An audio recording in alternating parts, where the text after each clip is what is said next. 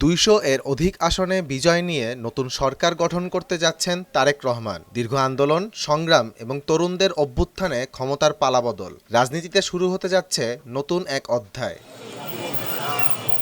বাংলাদেশ জাতীয়তাবাদী দলের চেয়ারম্যান হিসেবে তারেক রহমানের নেতৃত্বে প্রায় 18 মাস পর যাত্রা শুরু করতে যাচ্ছে নতুন সরকার। আর তাই দেশের তরুণ সমাজ এখন তাকিয়ে আছে প্রতিশ্রুতি ও বাস্তবতার সমন্বয়ের দিকে। তরুণদের প্রথম প্রত্যাশা তিনি যেন সকল দলের সরকার হয়ে ওঠেন, দলীয় সংকীর্ণতার ঊর্ধ্বে উঠে দেশ পরিচালনা করেন, জাতীয় ঐক্য গড়ে তোলেন এবং বিভাজনের রাজনীতি থেকে বেরিয়ে আসেন। ভবিষ্যৎ হোক নিরাপদ, বিনিয়োগ হোক বিশ্বস্ত, আর আমার পছন্দ সল্ট বে।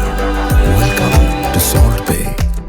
তরুণ হিসেবে তারেক রহমানের প্রতি শুধু আমাদের প্রত্যাশা না, সমগ্র বাংলাদেশের প্রত্যাশাই অনেক বেশি। আপনারা জানেন বর্তমানে বাংলাদেশে তরুণদের সংখ্যা প্রায় 4.5 কোটির উপরে। আপনি যদি এটাকে 45 পর্যন্ত ধরেন তাহলে এটা প্রায় 4.5 কোটি।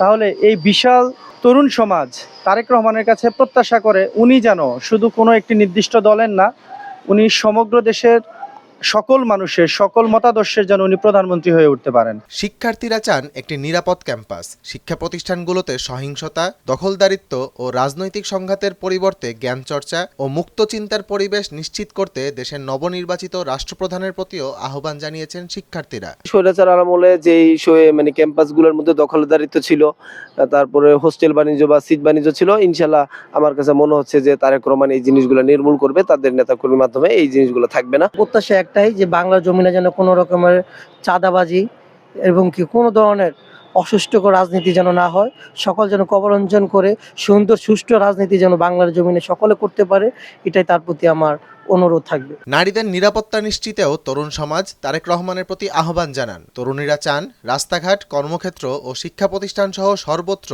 নিরাপদ পরিবেশ নিশ্চিত হোক এবং নারীর প্রতি সহিংসতার বিরুদ্ধে কঠোর আইনি ব্যবস্থা নেওয়া হোক।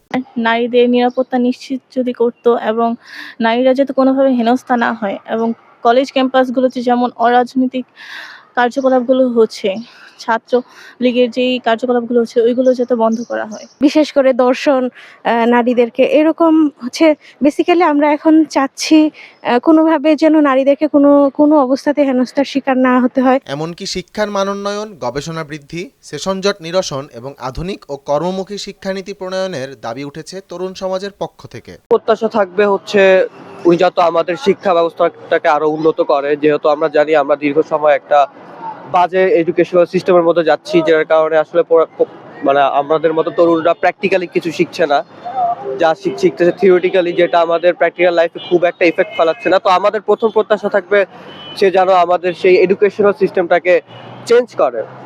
দ্বিতীয়ত যত হচ্ছে আমরা জানি আমাদের দেশটা আসলে পুরোটা করাপশন দিয়ে ভরা, সব জায়গাতেই করাপশন। তো আশা করা যায় সে হয়তো এবার সেই করাপশনটা দূর করবে আর তার মাধ্যমে দেশে ডেভেলপমেন্ট করবে বিভিন্ন জায়গায়। আর যেই নোংরা রাজনৈতিক সিস্টেম আশা করা যায় সে সেইটাও চেঞ্জ করবে। এইসব প্রত্যাশায় তার প্রতি আছে, ইনশাল্লাহ সে তার মতো আগে দেশটাকে আগায় নিয়ে যাবে। আহমদ জামিল হক, নয়া দিগন্ত।